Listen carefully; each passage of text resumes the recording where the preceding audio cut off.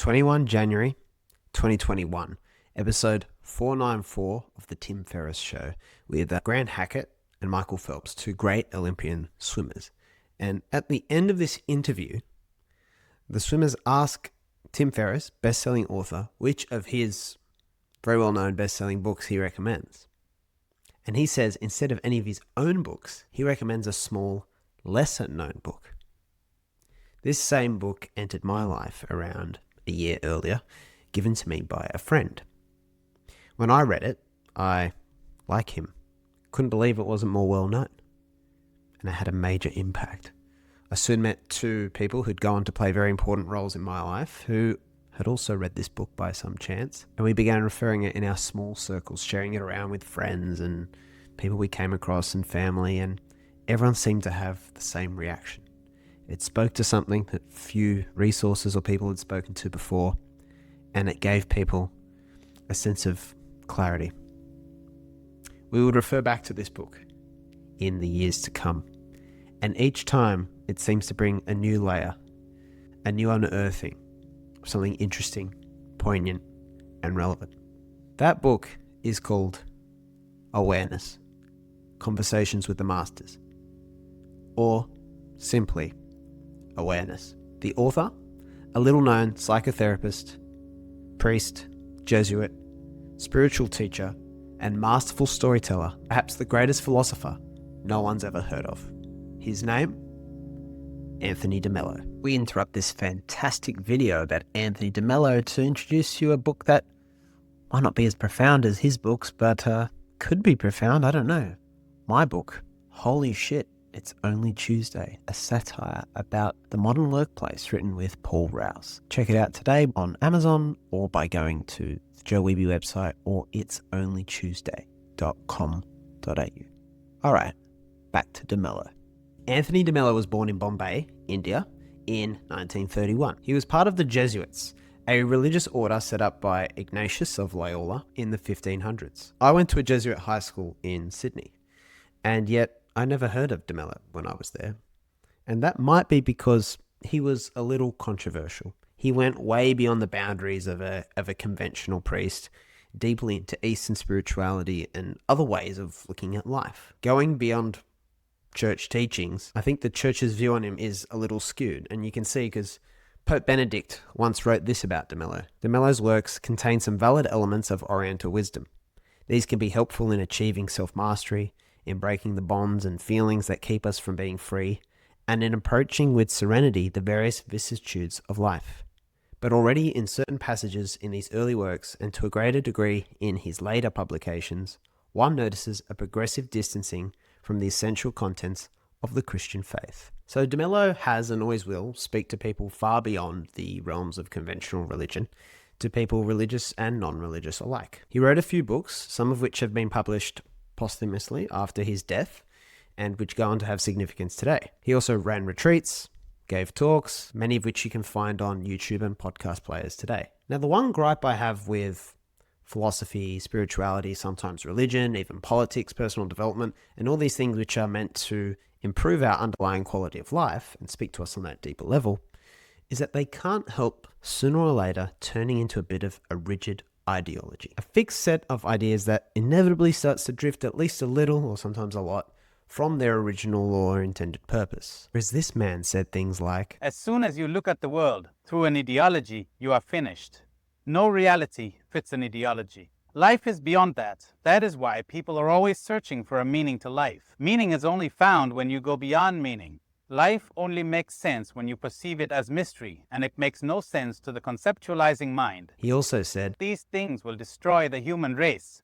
Politics without principle, progress without compassion, wealth without work, learning without silence, religion without fearlessness, and worship without awareness. I'm almost glad I didn't hear about him from my school or with my contact with the Jesuits. There is something to finding people like this, thinkers and heartfelt leaders, storytellers, who speak to you in a deep way, but seem to find you somehow at the right moment, more through your own means, right when you needed them but weren't expecting to. So why is de Mello unique? See, I always single out de Mello because I feel like I agree with everything he said. I don't think I've heard much of what he said that I could say I disagree with. And maybe I'm brainwashed. And if I'm brainwashed, that's not a good thing. But really what it is, de Mello called out things which I think are true, but most people wouldn't touch with a 10-foot pole. Things people wouldn't challenge or dare to question. For example, he called out the insincerity inside charity, pointing out that the only true charitable act is the one where you don't know you're helping someone. He also challenged the popular idea that people need to belong to a group or sort of community. De Mello's conversations shed light on sort of innocuous indulgences we have, like our little minor fantasies that don't seem to be a really big deal or have any real problems associated with it, but it's the idea that these things, when we hold on to them, inevitably allow things like pain, fear, hurt, frustration, or even emptiness to creep back into our lives. I like that he spoke clearly and didn't pull punches. Yet he always seemed peaceful, respectful, very loving. He appears honest and not too preachy. Where I'd set him apart from other maybe philosophers or spiritual teachers is that he goes far beyond intellectual engagement for me. Provided my ears and mind are open, when I'm listening to someone like de Mello, I get a feeling. Like a calmness comes over me, a real settling force. It's very nice, and it's not something I get from many people. The only other person I've really kind of prominent philosopher I've listened to I think gives me that is probably, I'd say, Alan Watts. And there's just something about their voice, a melody to their voice that seems to contain something else. And it's not only that, it's, I guess, after time, while other people I thought were quite brilliant, gave me insights into life and good perspectives, but sometimes they diminished, they fell away. The voice became a bit lost on me over time, or I saw holes in it, or I didn't agree with it anymore, whatever reason. It's like it spoke to me in a certain phase and a very specific life stage maybe. But with de Mello and Watts in this example, the more I come back to them, the more and more value I see. Like I'm peeling an onion and always finding more layers of clarity in there. And there's that term of being Lindy proof, and they do seem to grow in significance over time for me. Like a good book, a great film, a piece of art that you keep coming back to, or like fine wine, they just seem to age well. Now, de Mello, I'm going to warn you, has some wild claims there. They could be offensive to our ears. No person on earth has the power to make you unhappy. Problems exist only in the human mind. Take away human beings from this planet and life would go on. But I think he was right, that the big answers, so to speak, are simple. The reality, the challenge, is that we probably don't want to hear them. So, if you've never heard of this fine fellow before, then I'd say it's about time we fix that. I'll do my best to overview some of the big de Mello insights and lessons you sit back and enjoy. And this is by no means comprehensive. It's obviously just an overview and the things that resonated to me about his message. It's a bit of a teaser. Let's begin that teaser, of course, with Wake Up. Wake up! So you have to listen to de Mello's audiobooks, recordings, if you can find them, of him always shouting, wake up, in his beautiful accent. This was the foundational idea for de Mello, that too much of life was spent basically being asleep. Spirituality means waking up. Most people, even though they don't know it, are asleep. They're born asleep. They live asleep. They marry in their sleep. They breed children in their sleep. They die in their sleep without ever waking up. They never understand the loveliness and the beauty of this thing that we call human existence. Now, let's be clear here. He's not one of those hustle culture figures telling you, wake up at 4 a.m., hustle and grind, there's plenty of time to sleep when you're dead. No, I don't think he was talking about REMs or anything like that. Not actual sleep. I think he's talking about how people were stuck, going through a lot of experience unconsciously. Basically because our thinking's been tainted. Because we're all brainwashed, programmed, big words, and conditioned into believing nonsense, into believing silly illusions. We're asleep to the goodness of reality. Not easy to listen, especially when you get emotional about an idea, and even when you don't get emotional about it. Not easy to listen, because don't forget, you're listening from your programming, from your conditioning, and you're frequently interpreting everything that's being said in terms of your hypnotic state. So, what about this conditioning? conditioning. De Mello discussed at great lengths the depths of our conditioning. One of the funny examples he brings up in awareness is that, for example, in the West, we won't hesitate to eat a cow, or most of us. It was before being vegan or whatever was more common, okay? But we would gag at the idea of eating a dog. And he points out that obviously in some parts of the East, you might have the total opposite effect, right? So the idea was that what we believe, though it feels logical, rational, justified, can be somewhat arbitrary, a little bit random, and just what our culture happens to reinforce. Our ideas do not necessarily correlate to reality. This creates problems when the ideas we have inevitably brush up against reality, causing a bit of friction. So I guess our conditioned ideas fail to deliver us reality or lasting happiness. And that's basically how we experience it. We experience a failure to experience lasting happiness. Did that make sense? So being sad when someone dies, being upset when someone leaves you, frustrated when you can't bring about the change you want in the world. We might call these fair and natural reactions to bad circumstances, things that go wrong. They might be considered the undeniable, sad realities of life. Now, De Mello didn't deny our right to feel this way. He questioned our reactions, encouraging us to investigate them. So take the grief we feel at a time of loss, okay? He pointed out that though you feel the grief, it doesn't really affect the person who's died because they've moved on or they've left. So you're the one left experiencing the sadness, right? Which is obviously okay, but you're experiencing the sadness doesn't help them.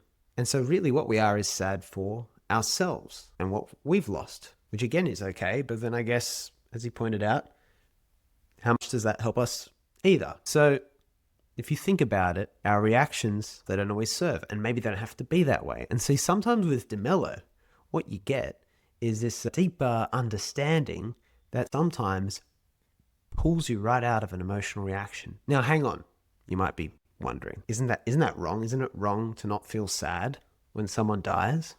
Someone you love? So even though these ideas might make sense, you might still feel guilty about not feeling bad if someone passed away. I do too. That's where you might come back to conditioning. Now again, if this doesn't make sense to you, then that's okay. So De Mello was pretty switched on, and what he always said was he didn't want you just to listen to what he said and take it on board, right? And I know others have said this, but sometimes you feel some mean it more than others. Because basically if he was replacing our programming with his messages, that would just be replacing programming with programming, which is something us people will like. It's a trap we all fall into. It was all about being critical, asking questions, thinking about, does this stuff make sense? So ask yourself, does this idea gaslight the idea of having emotional reactions? Is all conditioning bad, or are we meant not to have it at all? Are we not going to be sad, emotional, react anyway? These are all great questions. Ask them. I don't know. But if all this even makes some shred of sense to you, then you're some way to understanding the magic and power of this De Mello guy. Conflict between being a spiritual teacher and psychotherapist. So this has led me to another big De Mello idea. And this is something I came across when I read his book about his own experiences in life and the tension between trying to help people as a psychotherapist or maybe a psychologist and being a spiritual teacher. And see, I had studied psychology earlier in my life, and I was always in this bind because I thought there was so much value in psychology and the way we're taught to look at human behavior and the mind, but it also felt like there was something big missing. And I think what De Mello revealed about his experience made me realize that other people caught on to this too. And what he said was that the conflict he felt in treating someone who was coming to him with pain, troubles, woes, concerns, is that sometimes treating them with psychotherapy didn't feel like the right thing to do, or the most effective thing to do. That it was more about providing relief. Whereas what sometimes people really needed from a spiritual perspective was to suffer more before they could get better. So I think that's very meaningful. I think that makes us think a lot more about our current understanding of mental health, the way we think about it, and also think about what our negative experiences of life might be teaching us. It also makes us wonder, what is the true source of pain? When we feel pain or mentally unwell, what's the cause then? What's it all about? How do we go about becoming unstuck? This is where De Mello's teaching can be a real bitter pill to swallow, even though I think it's very, very good news. Where it all started for De Mello was to stop looking to the outside world for the source of problems, to anything about its condition for evidence of problems or unfairness. No person on earth has the power to make you unhappy. When you bump your knee against the table, the pain is in your knee, not the table. The reality is all right. It's not problematic. That negative feeling is in you. It's not in reality. So stop trying to change reality. Problems only exist in the human mind. Reality is not problematic. Take away human beings from this planet and life would go on, and nature would go on in all her loveliness and her violence. Where would the problem be? No problem. You are the problem. The long and short of it is, any negative feelings we feel are not in the objects. They're in you. Or, you and me, if it was me. You? Him? Me. Okay. We don't need to fix things. So in a strange, paradoxical way, according to de Mello, we don't need to fix things. We need to understand. The trouble with people is they're busy fixing things they don't understand. Drop this microphone, but it's a bit awkward to drop, so it'll just land. Anyway, so I'm not going to picture a mic drop. We're always fixing things, aren't we? Never strikes us that things don't need to be fixed. They need to be understood. Then they would change. If we look at it, trying to meddle with the outside world or change it very often makes problems worse. Understanding, just understanding, enables them to change. So simple. So everything de Mello basically communicated had to do with a naturalness to life. And that's what makes this all make sense, by the way. While we react by doing, adding, chasing, acquiring more, I want more, I need this, I need that, what we really need to do is stop obstructing this naturalness. Stop obstructing it with what he called attachments and illusions. Dropping the attachments, akin to dropping illusions. If the naturalness of life is like flowing water, then I think to de Mello, these attachments and illusions are like blockages that block that natural flow. I would define an attachment as something we've become attached to. Pretty obvious, right? Okay. How about an external idea, image, object, or person, I wrote here, who we take on as if they are part of us. Usually in the hope of feeling better, feeling good, or feeling complete. And they become such a part of us that we would experience pain were they or the thing to be taken away or the path to it barred. This is always a big question, right?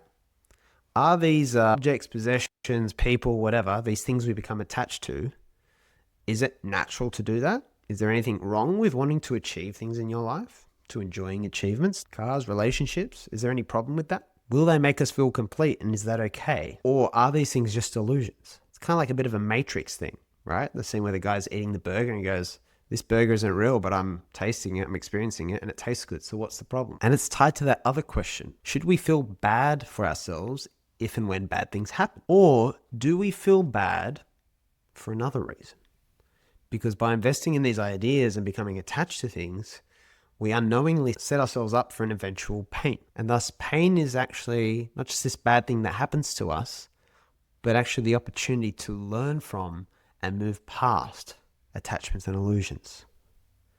Is it more complicated than it looks, basically? That's the question. This is what de Mello says. Now, the tragedy of an attachment is that if its object is not attained, it causes unhappiness. But if it is attained, it does not cause happiness. It merely causes a flash of pleasure followed by weariness. And it is always accompanied, of course, by the anxiety that you may lose the object of your attachment. You will say, can't I keep just one attachment? Of course, you can keep as many as you want, but for each attachment you pay a price in lost happiness. Think of this. The nature of attachments is such that even if you satisfy many of them in the course of a single day, the one attachment that was not satisfied will prey upon your mind and make you unhappy. There. So just contemplate the weight of that. He's saying that voice, that one that might sneak up late at night and say, I'm doing pretty well, only I don't have X, if only I had X, will make us worry about that upcoming exam, or maybe it's a health thing, or worrying about our family, or someone in our family's health. He's saying that voice is likely the outcome of some form of attachment we've formed. So I don't think it's that our fears or our dreams are inherently bad or stupid or totally invalid, but that they very often have at least one foot planted in illusion. And you might resonate with what de Mello said about this experience as a relentless cycle. Because left to its own devices, life would never produce love. It would only lead you to attraction, from attraction to pleasure, then to attachment, to satisfaction, which finally leads to wearisomeness and boredom. Then comes a plateau. Then once again the weary cycle: attraction, pleasure, attachment, fulfillment, satisfaction, boredom. All of this mixed with the anxieties, the jealousies, the possessiveness, the sorrow, the pain that make the cycle a roller coaster. When you have gone repeatedly around and around the cycle, a time finally comes when you have had enough and want to call a halt to the whole process. And if you are lucky enough not to run into something or someone else that catches your eye, you will have at least attained a fragile peace. That is the most that life can give you, and you can mistakenly equate this state with freedom, and you die without ever having known what it means to be really free and to love. De Mello believed the only real remedy to pain and fear, anxiety and worry was dropping our attachments. He says in The Way to Love that this is a horrific experience, like telling a drug addict the only thing in his life that's ever brought him joy or filled the emptiness must go. That to experience joy from other things, he has to let go of the one thing that currently does. It takes a huge strength to do this. It takes a leap of faith. The result? When the eye is unobstructed, the result is sight. When the ear is unobstructed, the result is hearing. When the mind is unobstructed, the result is truth. When the heart is unobstructed, the result is joy and love. Happiness is our natural state. Okay, the dominoes are falling now. This idea is one you might see as an important tenet in Buddhism, Eastern spirituality, or even Western philosophy and Christianity. If the things we're after won't bring happiness, then what will? The most accurate answer to that question is nothing. Mello upheld the idea that happiness was in fact our natural state, something we already have. The key to unlocking it was unlearning all the BS we hold that gets in the way of experiencing that natural beauty of life. Happiness is our natural state. Happiness is the natural state of little children to whom the kingdom belongs until they have been polluted and contaminated by the stupidity of society and culture. To acquire happiness, you don't have to do anything, because happiness cannot be acquired. Does anybody know why? Because we have it already. How can you acquire what you already have? Then why don't you experience it? Because you've got to drop something. You've got to drop illusions. You don't have to add anything in order to be happy. You've got to drop something. Life is easy. Life is delightful. It's only hard on your illusions, your ambitions, your greed, your cravings. Do you know where these things come from? From having identified with all kinds of labels.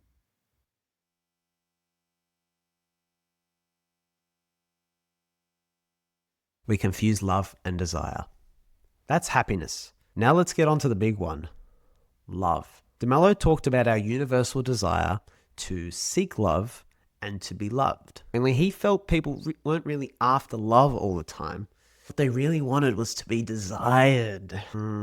See, he didn't equate love with being kind of swept away or, kind of Hollywood Titanic completed by another person. Or Jerry Maguire, I guess, is the best example, right? Not with being fulfilled because of someone else. That was only attachment, masquerading as love. He disagreed with that old cliche that love is blind, stating that actually nothing is so clear-sighted as love. Love for him was equated with seeing another person exactly as they are, as an entity in and of themselves, and yourself in the same way as your own independent self. With wanting to be desired and confusing this for love, do the opposite.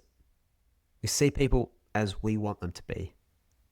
We see them not as they are, but as we are. De Mello's idea of true love, therefore, rested on non-attachment. I have no fear of losing you, for you aren't an object of my property or anyone else's. I love you as you are, without attachment, without fears, without conditions, without egoism, trying not to absorb you. I love you freely because I love your freedom as well as mine. Perfect love casts out fear. Where there is love, there are no demands, no expectations, no dependency. I do not demand that you make me happy. My happiness does not lie in you. If you were to leave me, I will not feel sorry for myself. I enjoy your company immensely, but I do not cling. Put more simply, Can you be said to love me if you need me? then there's one of my favorite de Mello quotes. What I really enjoy is not you. It is something which is greater than both you and me. A kind of an orchestra that plays, and on the occasion of your presence, it plays one melody. And when you depart, the orchestra doesn't stop. On the occasion of meeting someone else, it plays another melody. And when I'm alone, it continues to play. Loneliness is not cured by contact with us. So, to loneliness. Normally equate loneliness with a lack of companionship and connection to others. People feel lonely because they don't have a community or a family or, wife, children, or one of these things, right? Friends. When we feel the absence of people, we need people to fill that absence. That'll remove the loneliness. Makes sense. So while all these sorts of relationships, when healthy, are definitely an avenue to joy, de Mello still challenged the idea that we need to belong. Why do you need to belong? He said, what would you want to do that for? His famous declaration was that loneliness was cured not by contact with people, but by contact with reality. What the hell does that mean? In other words, this idea we have of belonging is just another darn tempting illusion. One where we try to burden other people with the responsibility of making us feel accepted and complete. Contact with people might bring us relief from loneliness, it often does, and that's why we might think it's the cure, but reliance on other people to fulfill us will always inevitably have consequences. So the longing for connection with others is in all likelihood longing to have a connection with ourselves. That is, a longing to feel okay with ourselves and about ourselves, to be in harmony with ourselves, to accept ourselves. Dare I say it?